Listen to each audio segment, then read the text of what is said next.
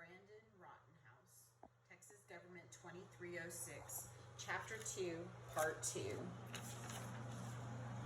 The 1869 Constitution, the Reconstruction Constitution, military rule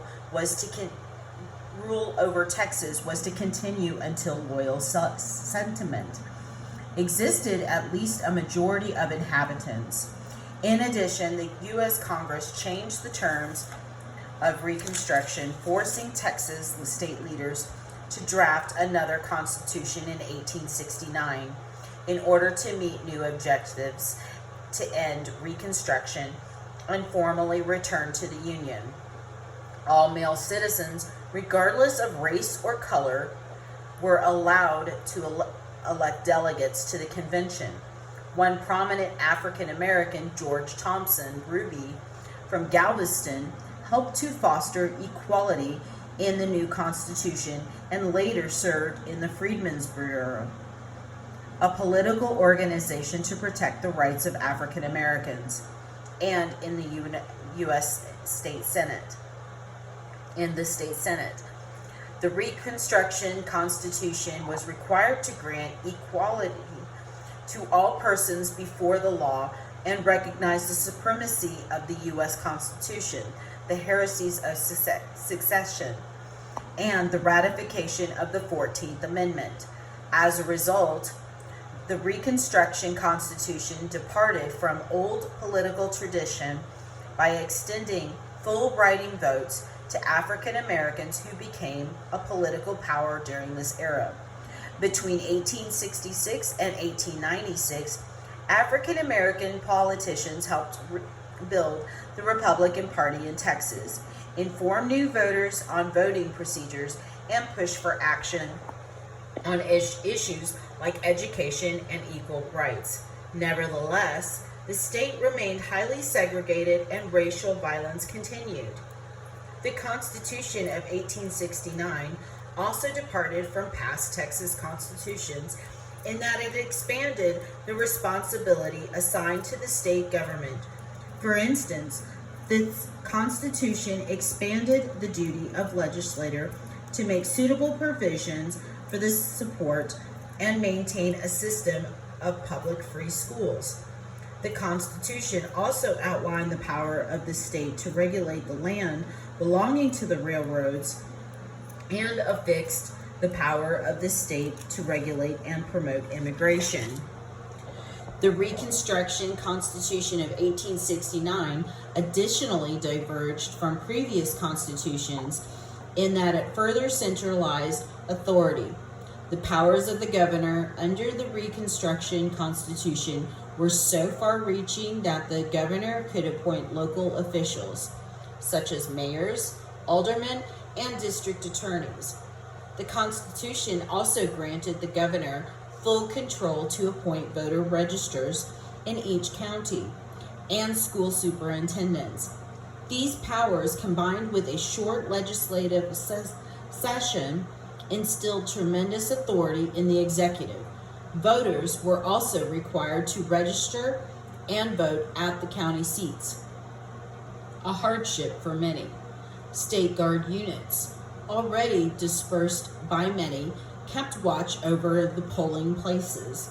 As soon as it was drafted, the Reconstruction Constitution of 1869 drew ire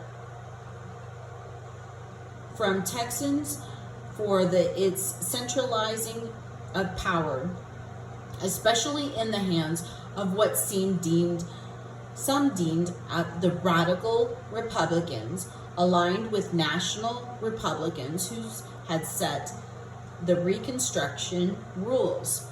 In Texas, the 1869 elections placed Republican reformer Edmund J. Davis in the governor's office. However, Davis did not fare well politically amidst growing resentment.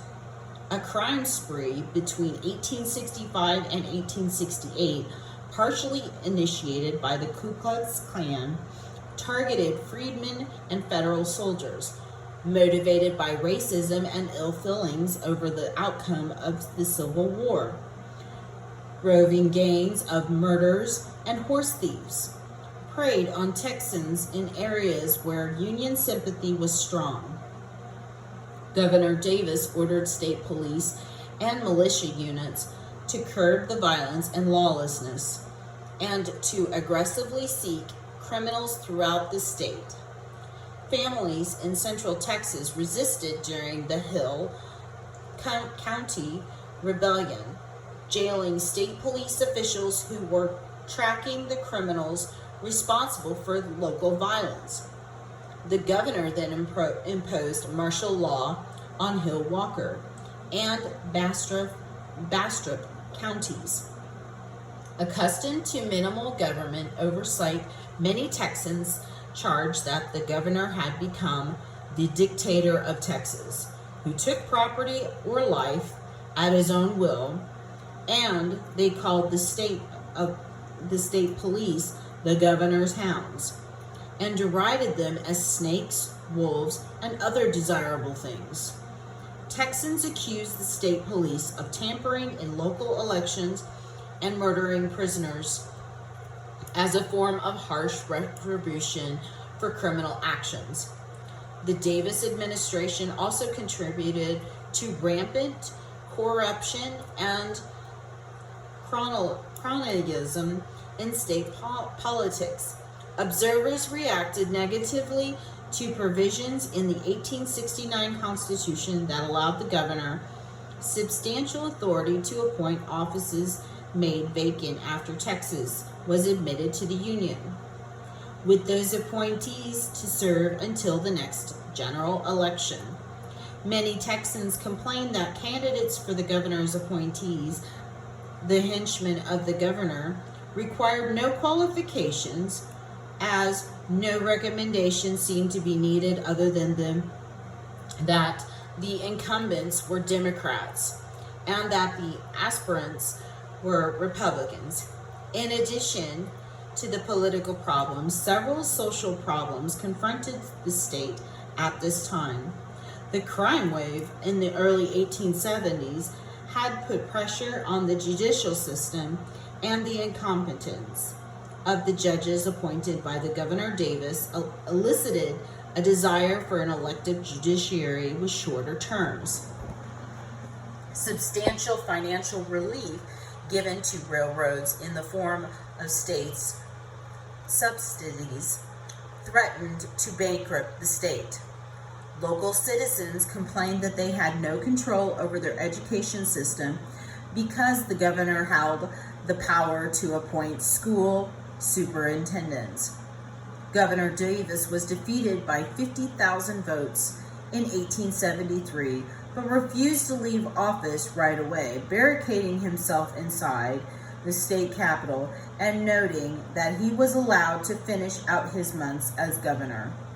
The Texas Supreme Court agreed, but Democrats, led by Richard Koch, the winner of the 1873 election, sneaked past the guards on the first floor of the Capitol, secured the keys to the second floor, and took possession.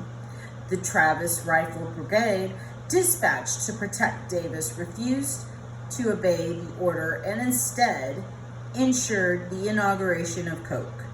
U.S. President Ulysses S. Grant refused to send federal troops, and a compromise was reached in which Davis left the office. 2.6 The Constitution of 1876, the current Constitution. Born from the Reconstruction era resentment of the perceived overreaching power of Governor Davis, the Constitution of 1876 sought to return a limited government approach.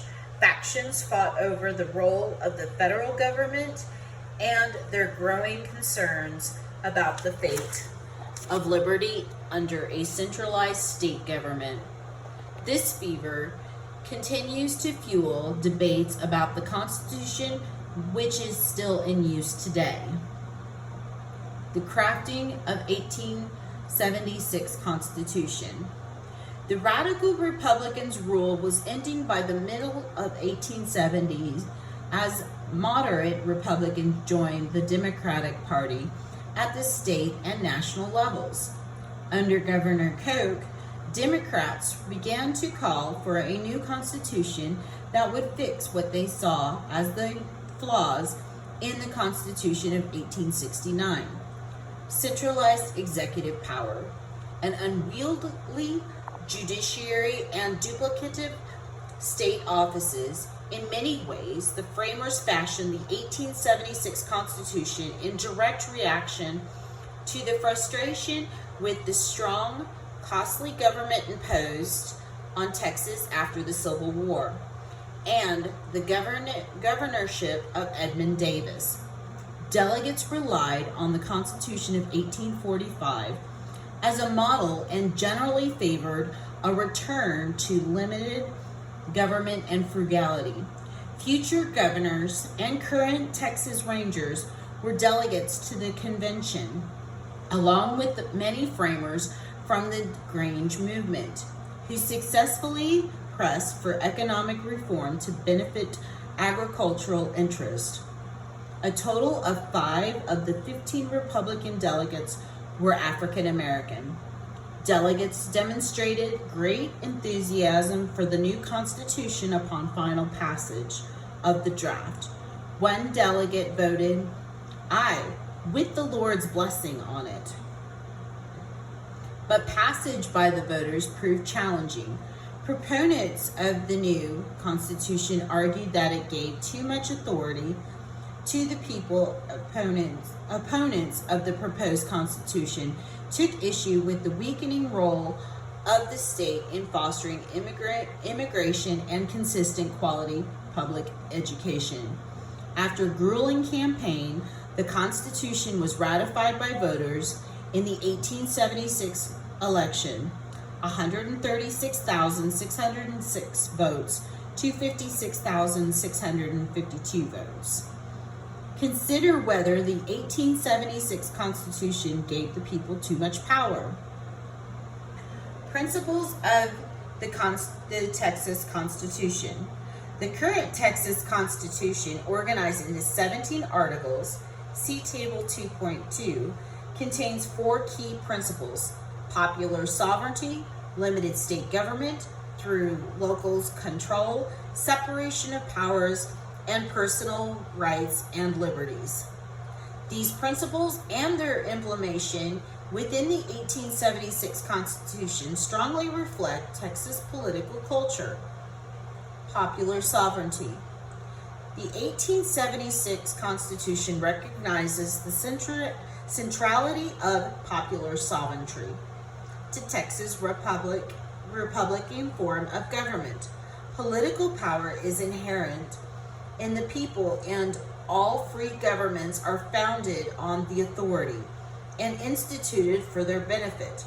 Article 1, Section 2, the people rule suffrage, the right to vote in elections, which today is extended to all citizens of the state except those under the age of 18, those deemed mentally incompetent, and those convicted of certain crimes, including bribery, perjury, forgery, or other high crimes.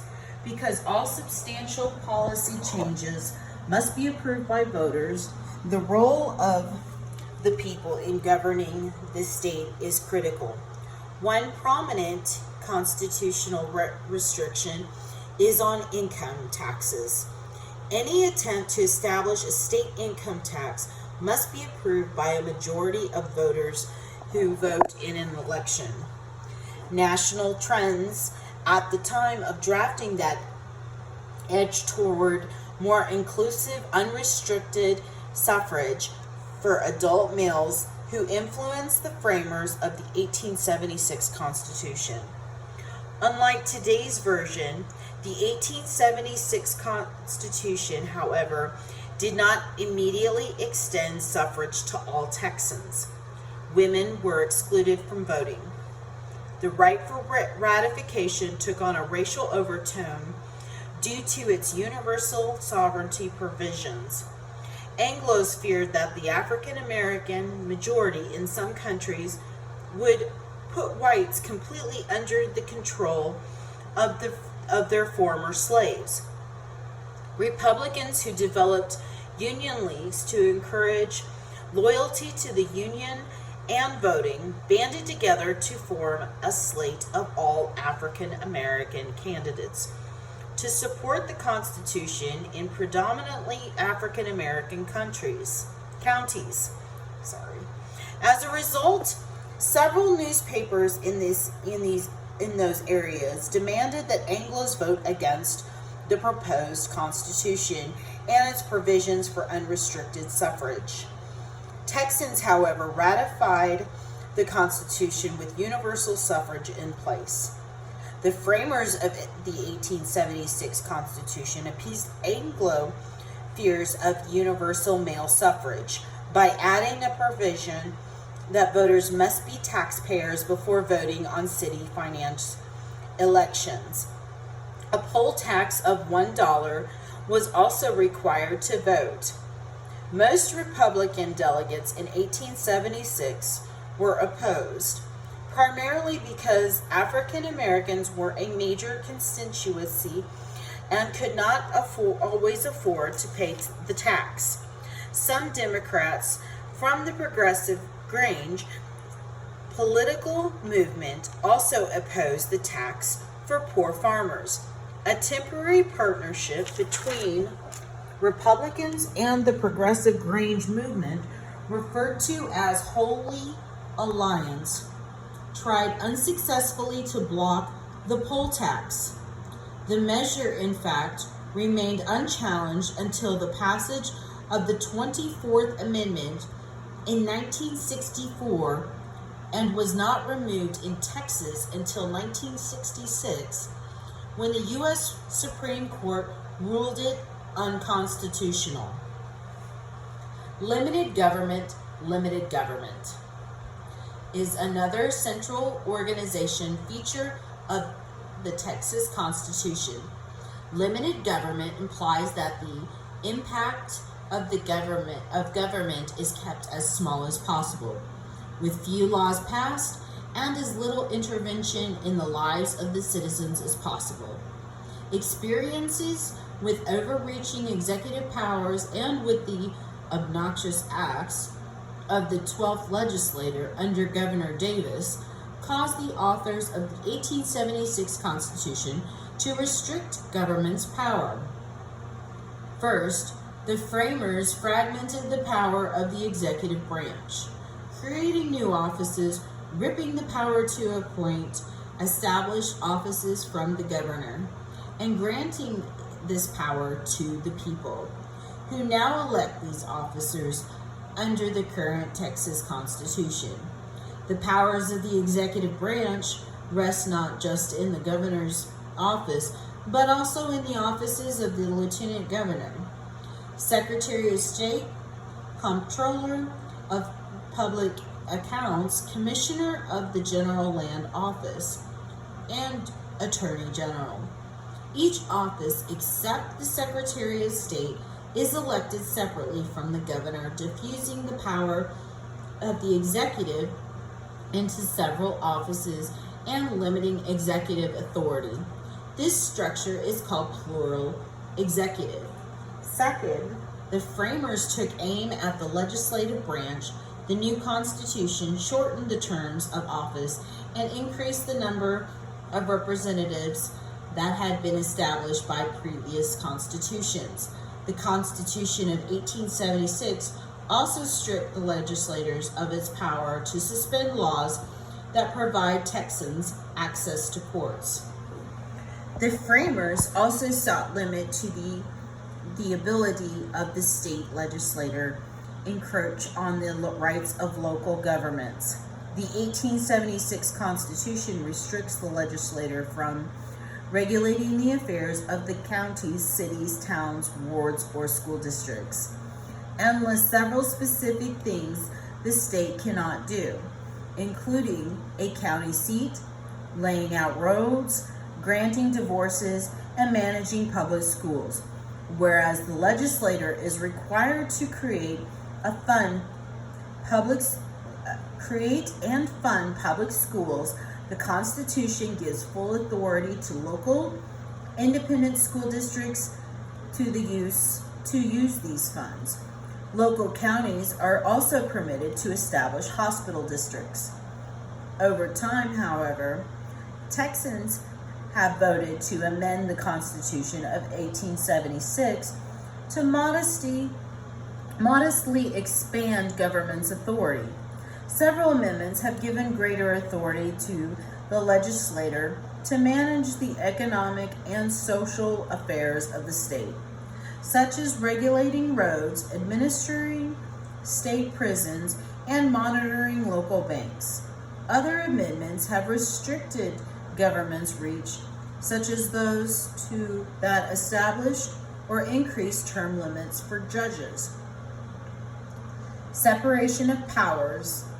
The Texas Constitution of 1876 separates powers to that the legislative, executive, and judicial branches have the power to enact laws, implement laws, and interpret laws, respectively.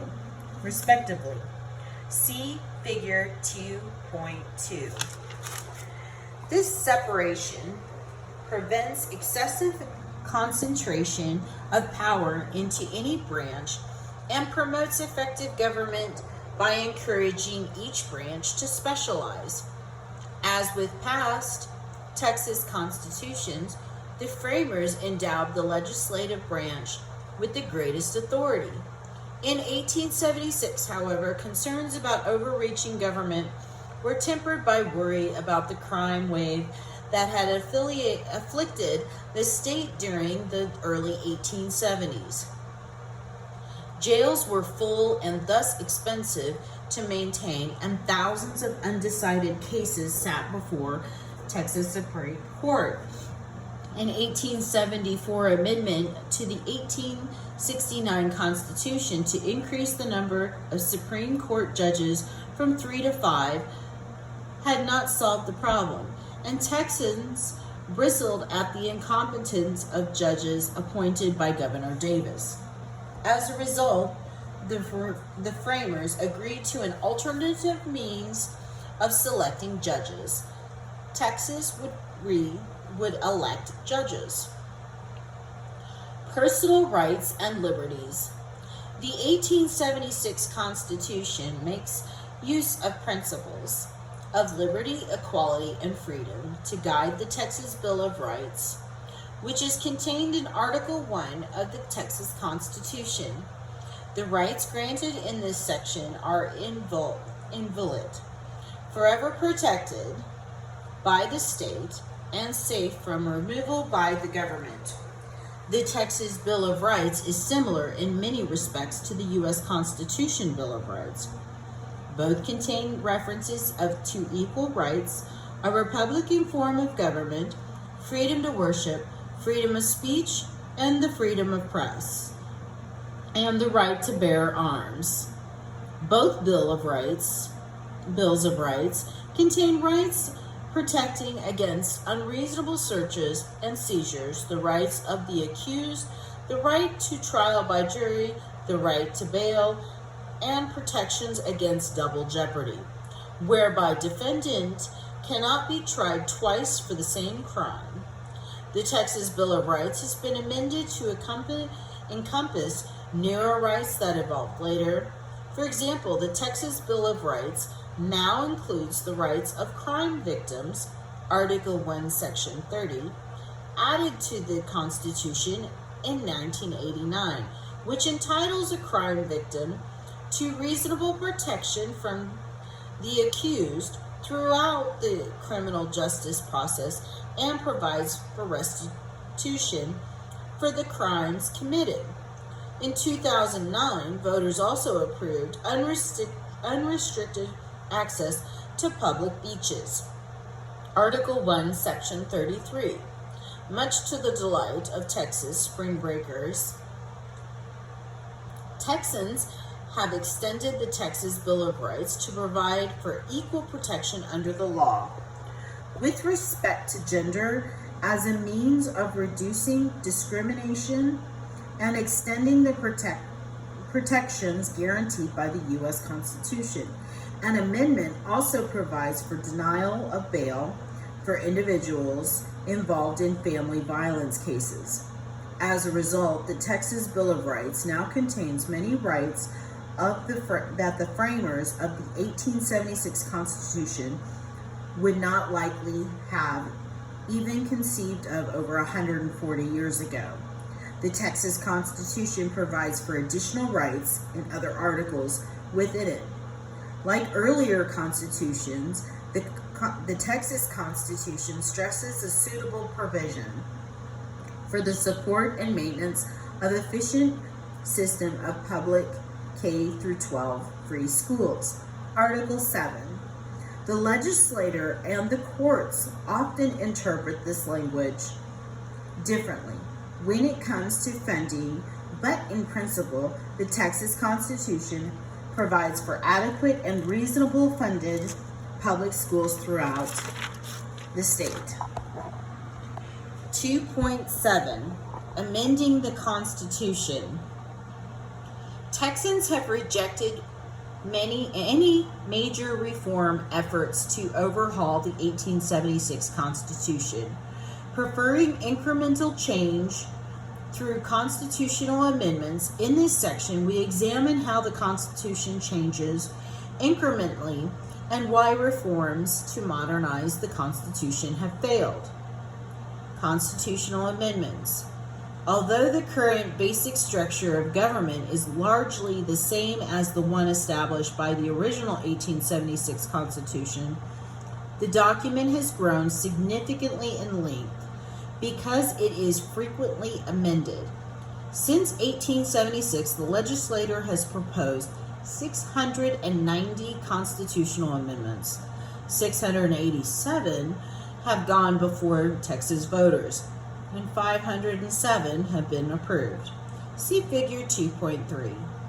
The most frequent amendments proposed deal with taxation, salary increases, and policy matters, such as prisons, pensions, and highways. Why are there so many amendments to the Texas Constitution? As we've seen, the 1876 Constitution limited the role of government. Any change to state government that requires expansion of state authority must be approved by a constitutional amendment. Since 1876, the state's population and economy have grown significantly, and as a result, the state's government has had to take on new responsibilities. For example, amendments have allowed expansion of the state's university system and funding for public roads. Every little change in municipal taxation or local authority needs to be codified in the Constitution. Even matters as minor as Proposition 10 in 2019, which allowed law enforcement officials to adopt retired law enforcement animals without a fee, require an amendment. The frequently amended document is now thick with regulations, rules, and rights that have accrued over the decades. Excuse me. The Texas Constitution can be amended through a 4-step process. The process begins in the legislature, where 2/3 of both houses of legislature propose an amendment. This does not require the governor to agree. The Secretary of the State and the Attorney General approve the proposals, and the proposals are then advertised across the states. Voters have the final say in the process. A majority must approve each individual proposal in a general election or in a special election. Once the voters have spoken, the governor finalizes the new amendment by issuing a proclamation. Since 1879, on average, 75% of the amendments put to the voters have been enacted. Many of these amendments are housekeeping measures that concern outdated or unnecessary provisions, such as a series of deleted Deadwood amendments. In 1969, concerning prohibitions on dueling with deadly weapons and the use of manual labor as payment for those convicted of misdemeanors.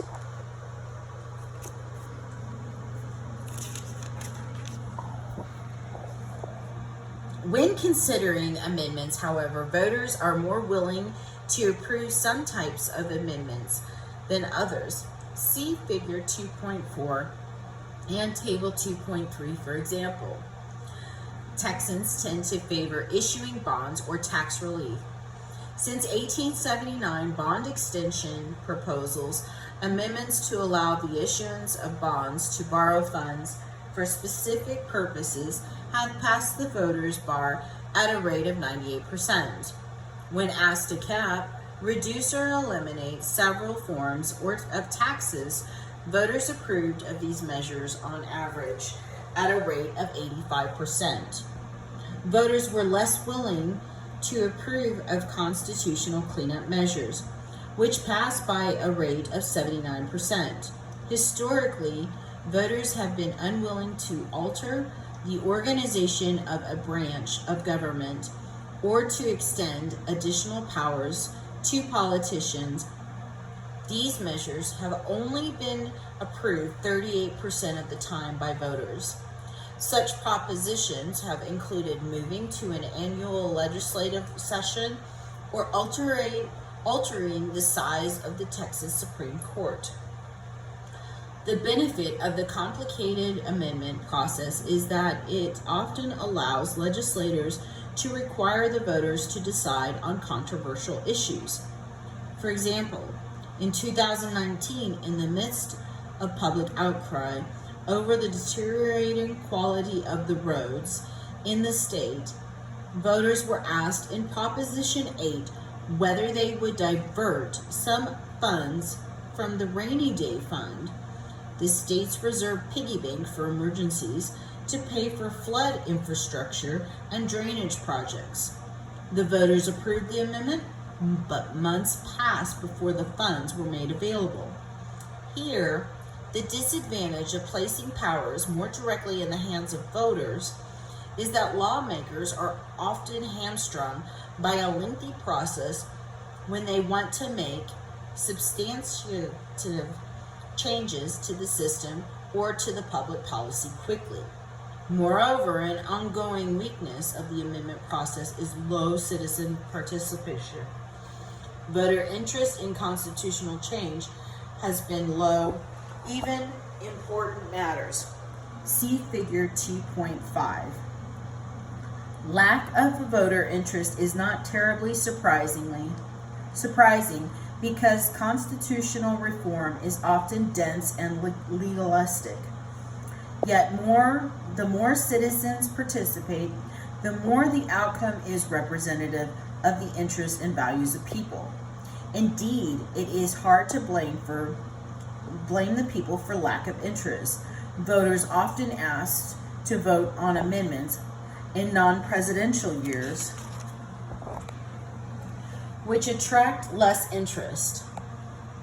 The amendments are always listed last on the ballot as well. So voters often reach all the way to the end of the ballot, something they often do not do. Furthermore, the content and wording of the proposed amendments can be confusing. The information about the proposals is often minimal, and only habitual voters are likely to understand what the proposed amendment would do. For example, one 2019 amendment reads as follows: the constitutional amendment authorizing the legislature to approve for temporary exemption from ad valorem taxation of a portion of the appraised value of certain property damaged by disaster. In the layperson's term, the amendment freezes property taxes for residents in counties after a natural disaster. After reading it, however, do you clearly understand it? Many Texans likely didn't. Excuse me. Recent major reform attempts. Critics often claim that the Texas Constitution is too long.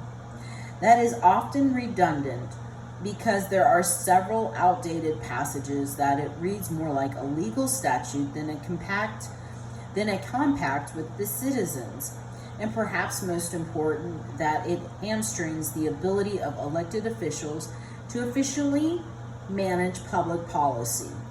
The Texas Constitution, verbose, 86,000 words, both restrain government action and assign additional responsibilities, whereas the Constitution in many other states have not grown significantly.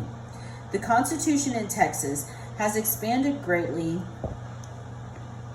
over time. See Figure 2.6.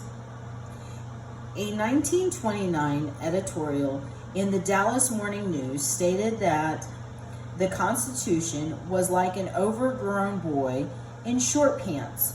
Proponents for constitutional change also claim the limitations on government authority are outdated and reflect a concern during the drafting in 1876 that the federal government would intervene should institutions be made too strong. Several attempts have been made to alter the document to remedy these shortcomings. Most reforms have aimed to expand the tenure of elected officials, widen their political powers, or increase their pay. Voters have been less willing to allow this expansion of authority, holding steadfast to the original basic design of the 1876 Constitution. The first attempt to change the Constitution occurred in 1901 and was repeated in almost every legislative session for 2 decades. We highlighted 3 recent attempts here, those in 1974, 1975, and 1999. Constitutional conventions are the most thorough method of reforming the Texas Constitution. The most recent convention took place in 1974 after the Texas legislature established the Constitutional Revision Commission. The voters approved, by a margin over 500,000 votes, a limited convention composed of members of the legislature who would not have the power to change the Bill of Rights. Following the recommendations from the commission, a constitutional convention dubbed the CONCON drafted a series of proposals to reform the 1876 Constitution. As with so many legislative sessions, the focus of the convention quickly shifted to controversial issues, and reform efforts lost momentum. 2 issues of great concern to power interest groups stalled progress. A growing religious conservative movement opposed the expansion of racetrack gambling, permutual betting, and organized labor opposed the Constitution or continuation of Texas as a right-to-work state, which would have prohibited union membership and agreements between unions and labor. Partisan conflict also erupted over proposed changes to public education funding. After 7 months, the convention closed without passing a slate of constitutional changes to submit to voters. No proposal arrived in 1975. Disappointment over the failure of the 1974 convention to produce any serious constitutional reform laid the groundwork to 10 proposals that were put to voters in 1975. The Texas Legislative Council cast the Constitution as a used car that may no longer be effectively patched and spot repaired, but must be overhauled. Indeed, several of the proposals would have radically reshaped government authority across the branches. The executive branch would have established a new cabinet system, of government that governors would appoint at the beginning of their term. The legislative branch would have been subject to term limits, and a special veto session would have allowed the legislator to respond to any gubernatorial veto. The court system would have been consolidated into fewer courts, including combining the two courts of last resort into a single Supreme Court. The proposal also required that Texas students have equal opportunity to public education and that petroleum tax revenue could be spent for any purpose, not just roads or the school fund. Some claim that the proposals were not controversial, just housekeeping changes, but the voters rejected every single one. Some of these changes were minor, technical issues of little concern to most voters, including the modernization of county government, the home rule, and state debt granting authority. Other changes were more significant and would have benefited voters, such as property tax relief and exempting goods like medicines and food from sales tax. However, Texans fearful of expanding government power rejected the law. Juno Ratcliffe Proposals, 1999. In the 1999 legislative session, two major power players in government, Representative Rob Juneau, the chair of the House Appropriations Committee, and Senator Bill Ratcliffe, the chair of the Senate Finance Committee, proposed several new constitutional amendments involving structural adjustments to the tenure or authority of the branches of the Texas government. Many of these proposals were similar to the past ones. For the legislative branch, the terms of the House and the Senate members would be increased to 4 and 6 years, respectively. The judicial branch, the court system would again be consolidated into fewer courts, and a merit system would replace the partisan re-election system of selecting judges. With no crisis to generate support for change, however, the proposals perished in committee and were eventually withdrawn by their supporters. It has been difficult to convince the state's voters to significantly change the core design of the Constitution. Despite frequent amendments, instead of fixing a flat tire, Texas voters have chosen not to fix it if the car can still run. Most observers agree, however, that the frequent need to change the Constitution perpetuates an outdated system that better fits the small agricultural state of the past rather than the mega diverse and massive state that Texas has become. This is the end of part 2, chapter 2. Thank you.